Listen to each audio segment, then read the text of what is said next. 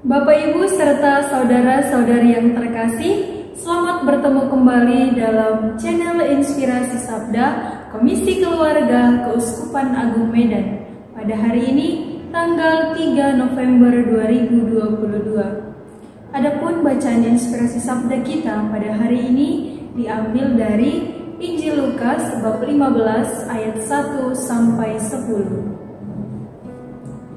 Para pemungut cukai dan orang-orang berdosa biasanya datang kepada Yesus untuk mendengarkan Dia. Maka bersungut-sungutlah orang-orang Farisi dan ahli-ahli Taurat, katanya, "Ia menerima orang-orang berdosa dan makan bersama-sama dengan mereka." Lalu Ia mengatakan perumpamaan ini kepada mereka, "Siapakah di antara kamu yang mempunyai 100 ekor domba, dan jikalau ia kehilangan seekor di antaranya, tidak meninggalkan yang 99 ekor di padang gurun, dan pergi mencari yang sesat itu sampai ia menemukannya? Dan kalau ia telah menemukannya, ia meletakkannya di atas bahunya dengan gembira, dan setibanya di rumah, ia memanggil sahabat-sahabat dan tetangga-tetangganya, serta berkata kepada mereka, 'Bersukacitalah bersama-sama dengan aku, sebab dombaku yang hilang itu telah kutemukan.' Aku berkata kepadamu, demikian juga akan ada sukacita di surga karena satu orang berdosa yang bertobat, lebih daripada sukacita karena 99 orang benar yang tidak memerlukan pertobatan.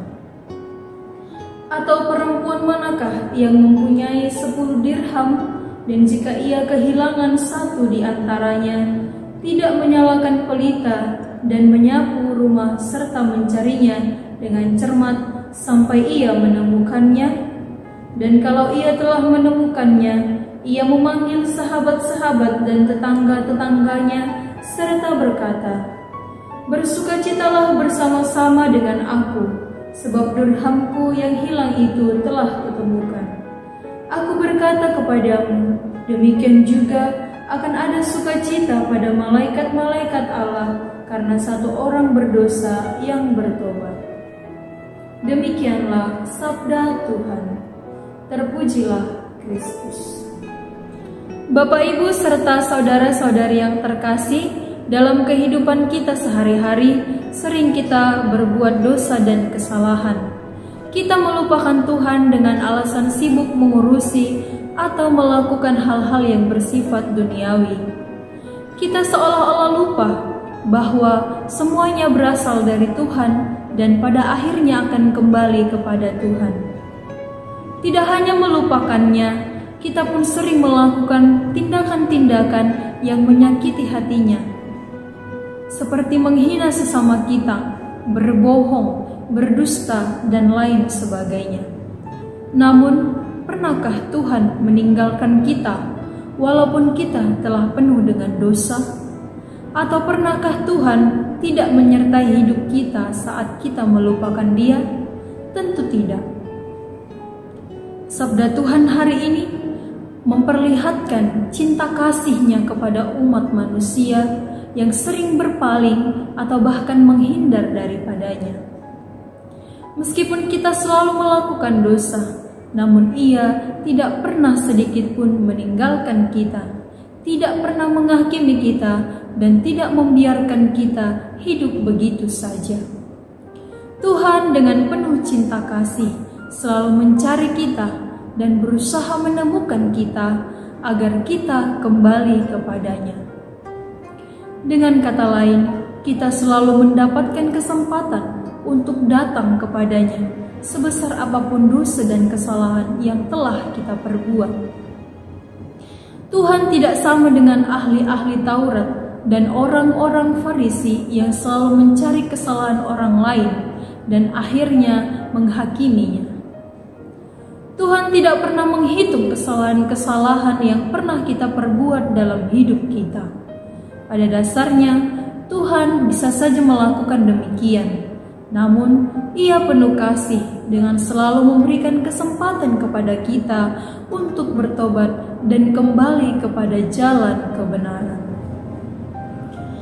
Bapak, Ibu, serta saudara-saudari yang terkasih, kita harus bercermin pada pribadi Yesus setiap hari sebagai penyelamat yang penuh cinta kasih dalam kehidupan kita.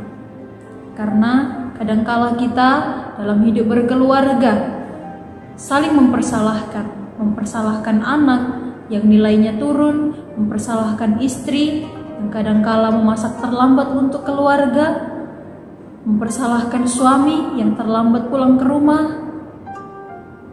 Seolah-olah kita merasa diri sempurna.